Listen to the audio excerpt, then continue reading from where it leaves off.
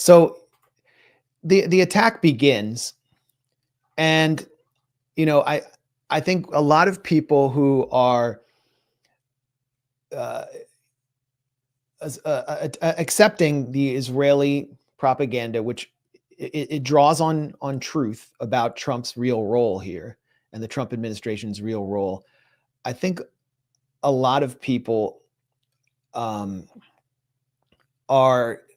refusing to accept that Trump could be this stupid, that he could just be so stupid that he would actually believe that he could green light this Israeli regime change war, and then Iran's foreign ministry and its negotiating team would come back to Oman and continue negotiating because they're so afraid and terrified of these powerful US weapons. I think Trump really thinks that. He said so. He said, we hope that we can reinitiate negotiations. Where's the Matt Gaetz statement? Oh, here it is. I mean, this is the level of, we lost a son. This is the level of stupidity that prevails in Trump world. And this is supposed to be like the wise Vance faction of restrainers. Trump so clearly wants peace, says Matt Gaetz. And so here's Trump's statement. I gave Trump Iran chance after chance, blah, blah, blah. Now they're all getting killed and they must make a deal. He thinks that they're intimidated and that they're not going to be able to hit back. Certainly Iran's hardliners spoke bravely. He never really learned to write properly at a high school level, but they didn't know what was about to happen. They are all dead now and it will get worse. But now he's saying that he's also saying they should come back to the negotiating table and Iran must make a deal before there is nothing left and save what was once known as the Iranian Empire. And Iran is obviously, and Gaetz framing this as some kind of call for peace just shows how delusional they are. Iran has written off negotiations. Why should they negotiate when Israel has murdered their top negotiator, Ali Shamkhani? And this is that negotiator who operates directly under Iran's leader and negotiates on his behalf.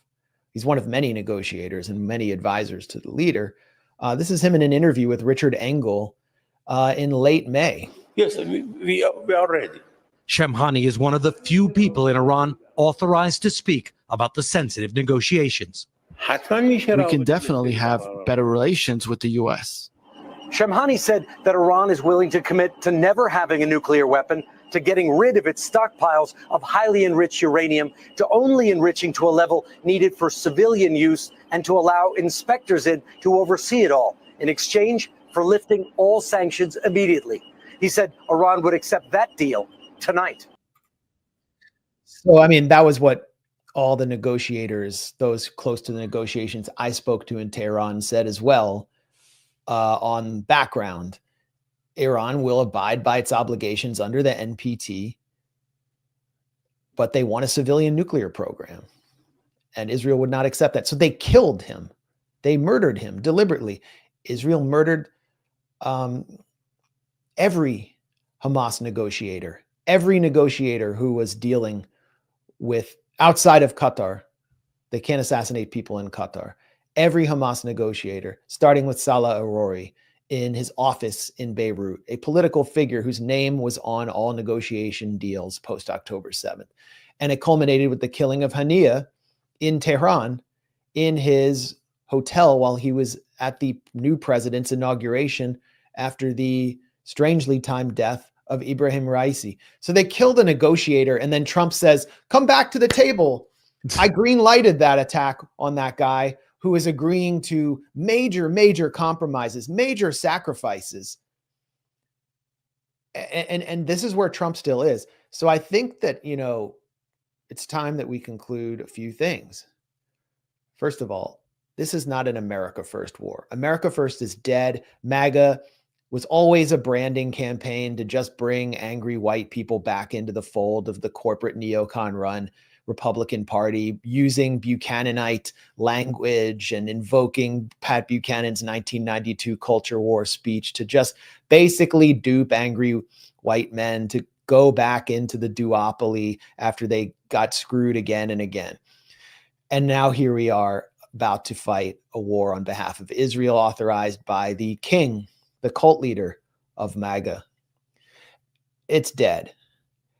The second thing we have to acknowledge is Trump is functionally retarded and we cannot be attributing 5D chess to Donald Trump anymore. His negotiations on Gaza were a scam that just allowed Israel to remobilize for another stage of the Holocaust. His negotiations with Russia have completely failed. And his negotiations with Iran were at least used and instrumentalized by Netanyahu as a ruse. And in talking to some of the Iranian diplomats close to the negotiations, they wanted to ascribe some kind of motive to Trump that was rational and intelligent and trying to deduce what he was actually doing. And he actually didn't know what he was doing. And his team is just overwhelmed, has no idea what they're doing.